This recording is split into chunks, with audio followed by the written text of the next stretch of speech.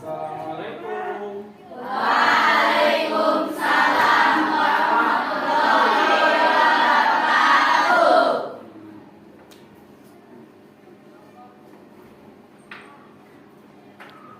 Sehat semuanya hari ini? Sehat semuanya hari ini? Sehat. Sehat? Alhamdulillah. Rabbil Alamin. Ini berapa? 1, Ini 2, ini 1, ini 2, ini 3, ini 5, ini 1. Oke. Ada yang hadir hari ini? Siapa? Juli Julia Perez. Kenapa katanya? Sakit. Sakit. Oke. Sebelum memulai pembelajaran, kita biasakan dulu untuk diawali dengan berdoa. Silakan dipimpin dulu berdoa. Berdoa dimulai.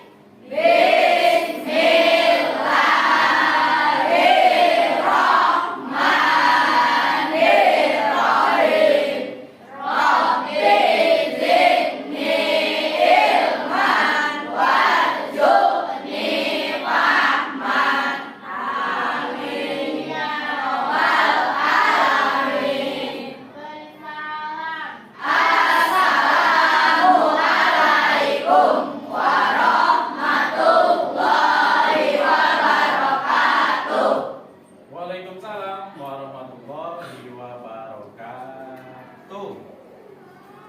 Nah, untuk hari ini kita masih mempelajari tentang Al-Quran dan Hadis. Masih terkait dengan materi yang kemarin, yaitu hukum bacaan alif lam samsiyah dan alif lam komari ya. Gimana ya? Jadi kaitannya dengan materi kemarin ternyata sangat penting untuk mempelajari tentang kaidah ilmu dan tajwid pada materi Al-Quran dan Hadis, khususnya pada surat An-Nisa ayat 59. Nah, untuk pertemuan kali ini kita akan membahas tentang isi dan kandungan surat An-Nisa ayat 59.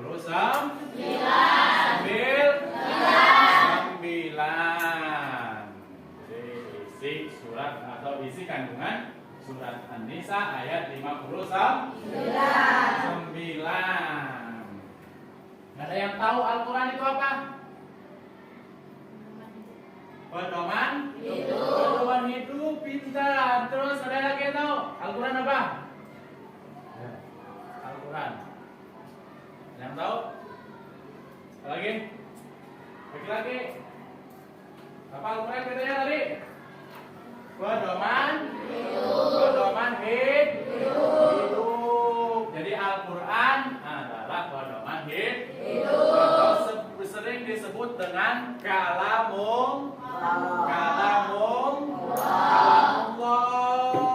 Ya. Al-Quran merupakan pedoman hidup umat Islam, selalu digunakan hingga akhir zaman. Jadi selain Al-Quran yang menjadi pedoman hidup umat manusia, ada juga hadis-hadis Nabi mendukung dari penjelasan Al-Quran, yang mendukung tentang penjelasan Al-Quran. Ya. Jadi Al-Quran itu selain pedoman hidup, Al-Quran dikenal dengan nama kalamullah. Jadi enggak sembarangan ya. Enggak sembarangan, baik itu cara membacanya, baik itu cara mengamalkan ataupun cara mempelajarinya ya. Bahkan untuk memegangnya pun Al-Quran kita harus mempunyai harus terhindar dari hadas besar ataupun hadas kecil. Jadi nggak sembarangan megangnya, dia harus punya wudu ya. apalagi cara membacanya, apalagi cara apa? Cara mempelajarinya.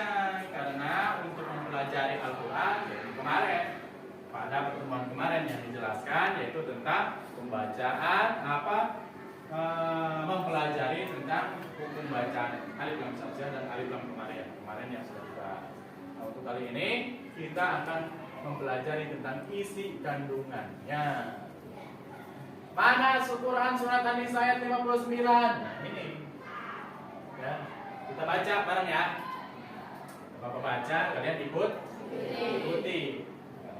Bismillahirrahmanirrahim. Bismillahirrahmanirrahim. Ya ayyuhalladzina amanu. Ya ayyuhalladzina amanu. Atiullaha wa atiur rasul. Atiullaha wa atiur rasul. Wa ulil amri minkum. Wa ulil amri minkum. Fa in tanaza'tum Fa in tanaza'tum fi syai'in fi syai'in farudduhu farudduhu ilallahi war rasul ilallahi war rasul in kuntum tu'minun in kuntum tu'minun billahi wal yaumil akhir. billahi wal yaumil akhir. Dzalika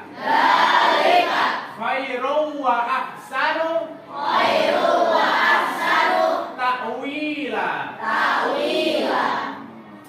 Ini namanya Quran surat An-Nisa ayat. 9. Saking wajibnya kita sebagai orang muslim untuk senantiasa mempelajari Al-Quran, baik itu cara membacanya ataupun isi kandungan. Untuk apa? Untuk pedoman hidup.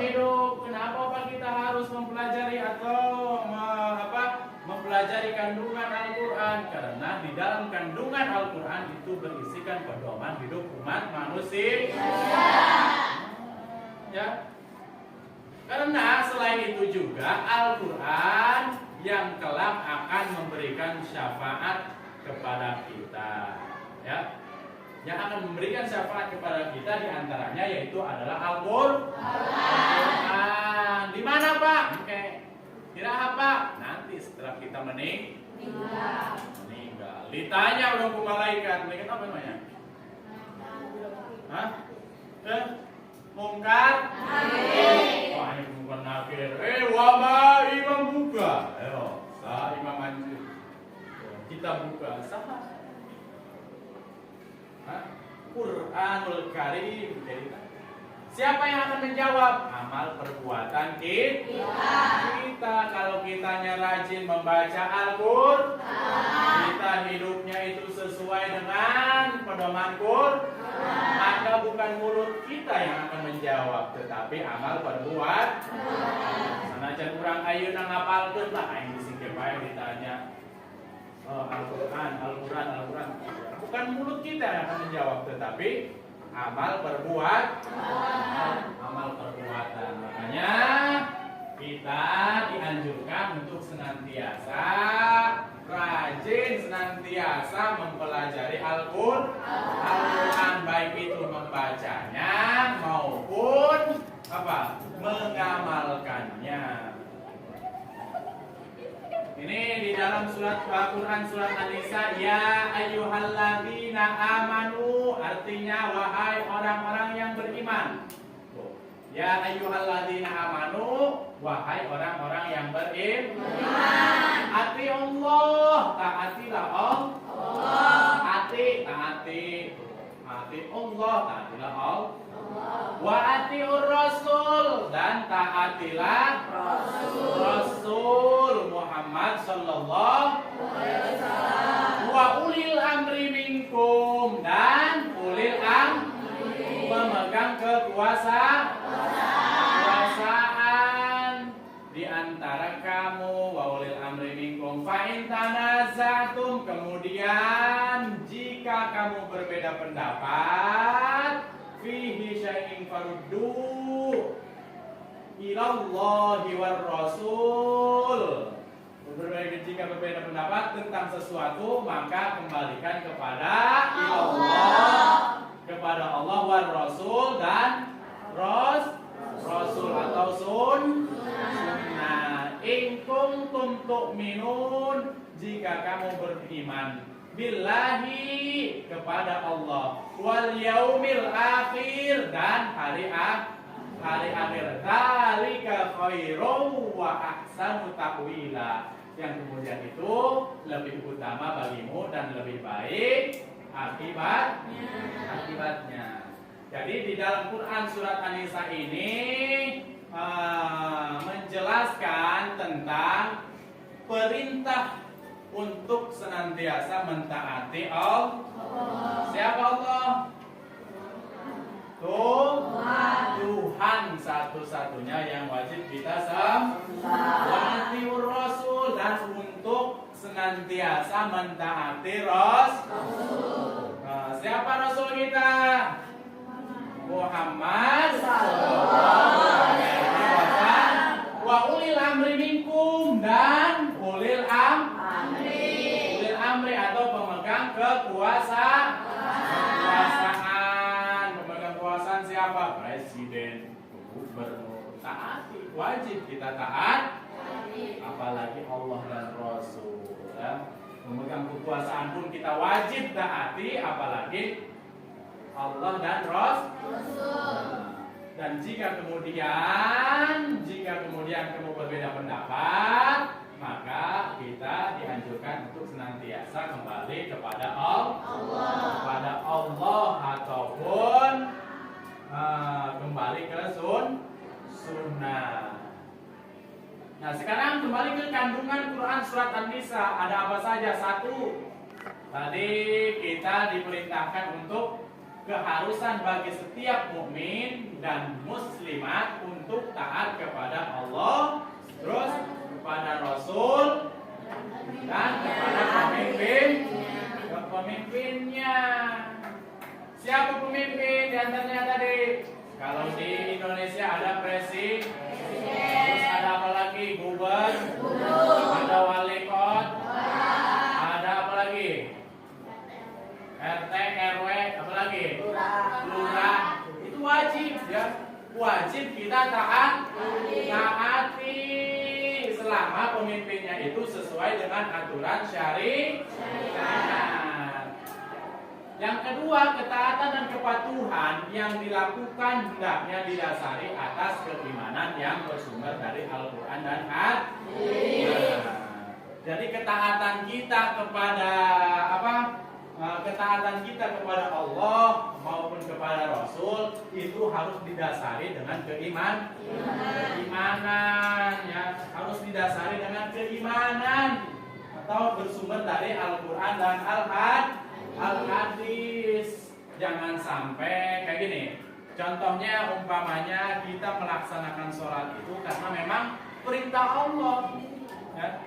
Kita melaksanakan puasa ingat karena perintah Allah, bukan karena ada apa?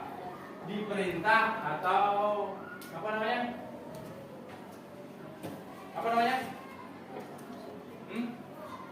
Kita sholat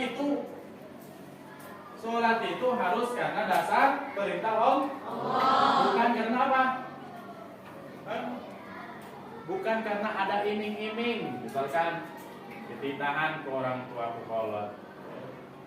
Udah ngaji, saya diberi duit karena naik ngaji. Itu diberi duit, saya ngaji. Berarti itu perintahnya itu bukan karena apa?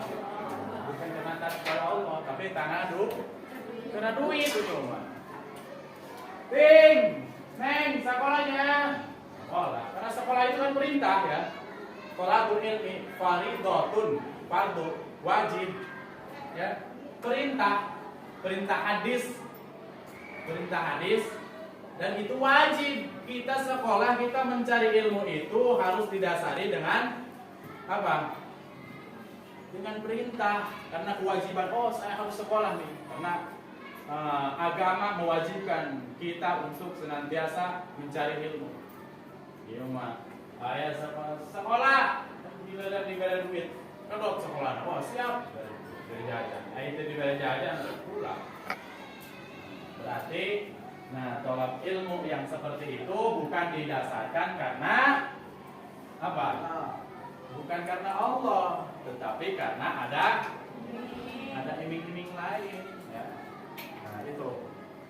Yang selanjutnya keharusan mentaati pemimpin yang benar, yakni pemimpin yang diperintah dan tindakannya tidak bertentangan dengan nilai-nilai yang terkandung dalam Al-Quran dan hadis.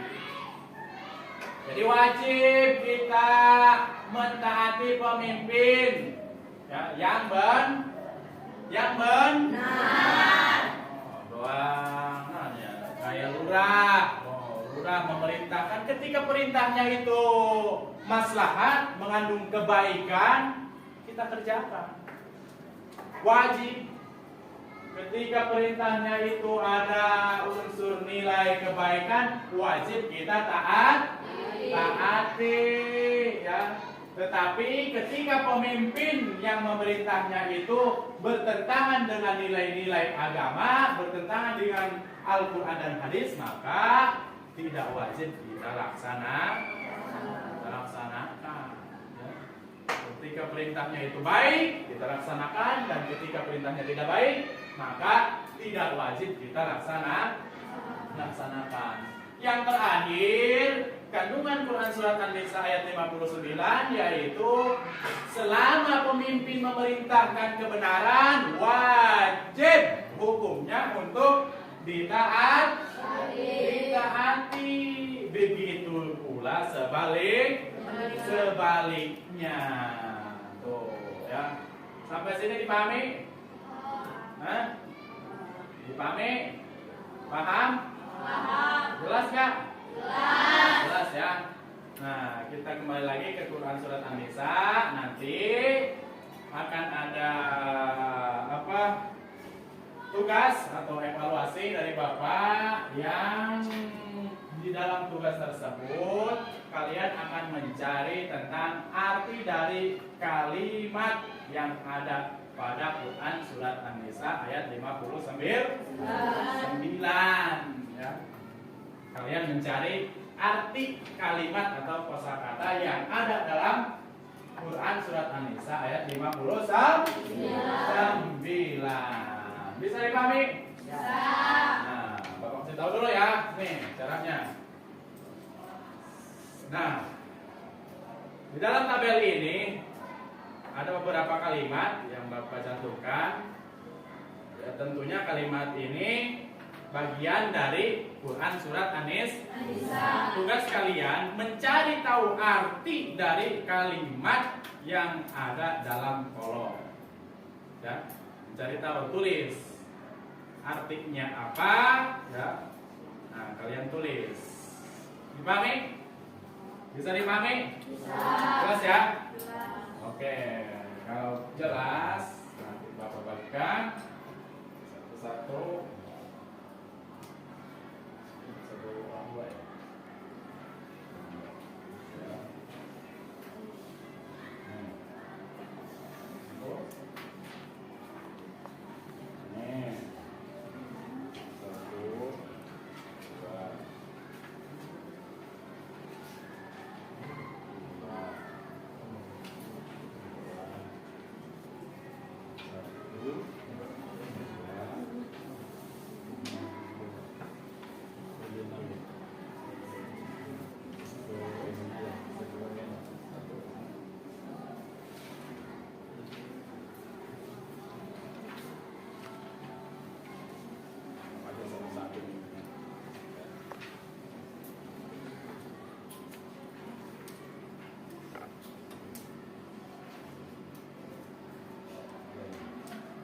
Langsung kerjakan ya.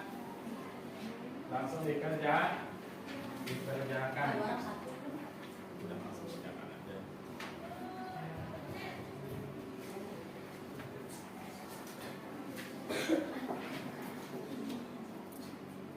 Langsung kerjakan ya.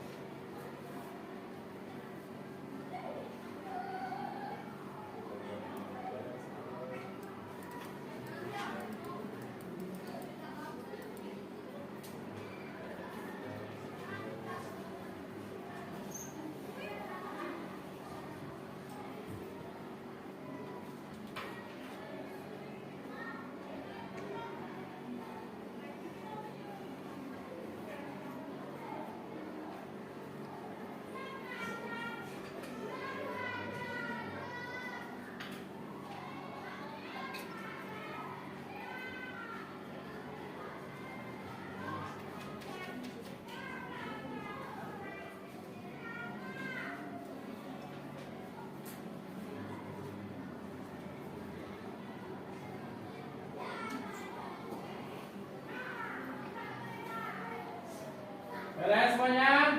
Beres? Ya, silakan satu orang laki-laki yang mengumpulkan, satu orang perempuan yang mengumpulkan. Ya, silakan satu orang kolektif.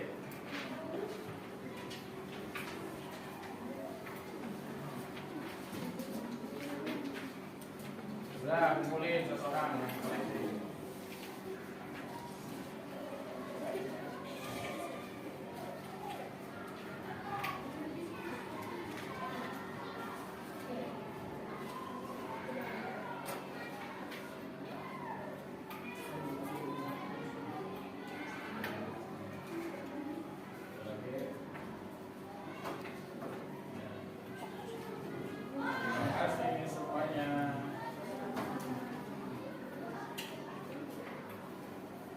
Nah, kita kembali ya.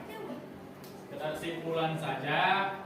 Jadi untuk materi kali ini yang kita tangkap satu, di dalam kandungan Quran surat An-Nisa, kesimpulannya itu yaitu satu, keharusan kita untuk mentaati Allah. Yang kedua, untuk mentaati Rasul. Yang ketiga, mentaati pemimpin atau ulil amri. Satu yaitu untuk keharusan mentaati. Yang kedua, yang ketiga, ketaatan kita untuk mentaati pemimpin atau penguasa. Oke, untuk pembelajaran kita atau pertemuan kita hari ini, Bapak cukupkan sampai di sini. Bapak ucapkan banyak terima kasih atas segala perhatian. Mohon maaf atas segala kekurangannya. Mari kita tutup pembelajaran untuk hari ini dengan mengucap alhamdulillah.